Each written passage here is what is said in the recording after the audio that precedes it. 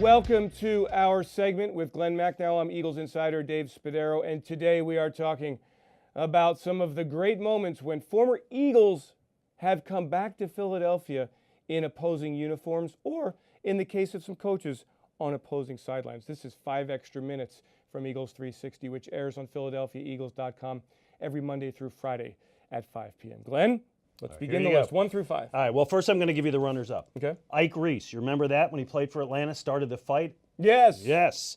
Jeremiah Trotter, Week 2, 2002. The Eagles blew him out. That was the game where Steve Spurrier went, and the Eagles beat him 37-7 in Washington. Right.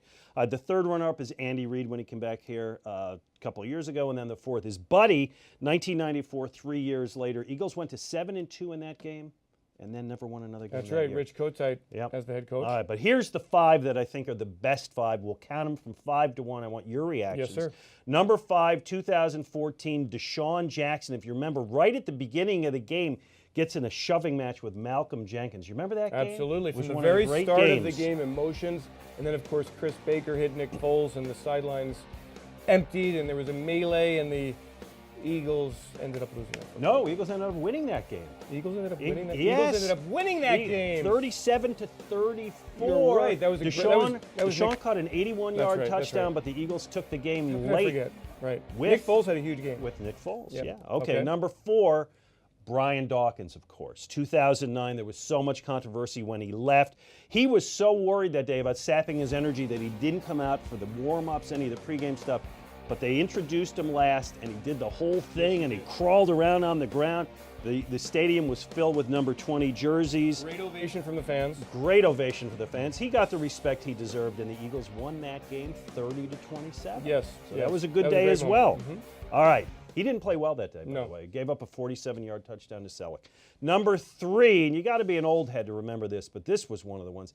Reggie White, when he came back in 1993, it was Week 2 that year, and there was all that back and forth between Reggie and Brayman. Remember, Reggie said that Brayman only cares about the money, and Brayman said that Reggie only cares about the money, and Brayman accused him of lying, and they went back and forth on that. And in the end, they both only cared about the money. Well, maybe.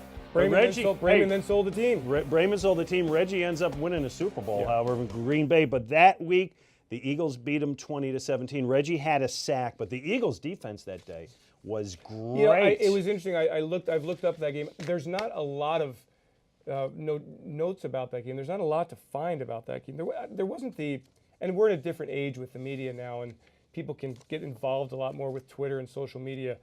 I don't remember the outrage. I certainly remember it when Reggie left, but when he came back, it didn't seem to be as emotional as it was with, for example, Brian Dawkins. Correct. Yeah, because it was a different era, but he got a huge ovation. Yes, he did. The Eagles won the game. All right, number 2, Donovan McNabb, of course. So much concern how the crowd here would react. It became the national story. Oh, Philadelphia fans, they boo, they throw snowballs at Santa.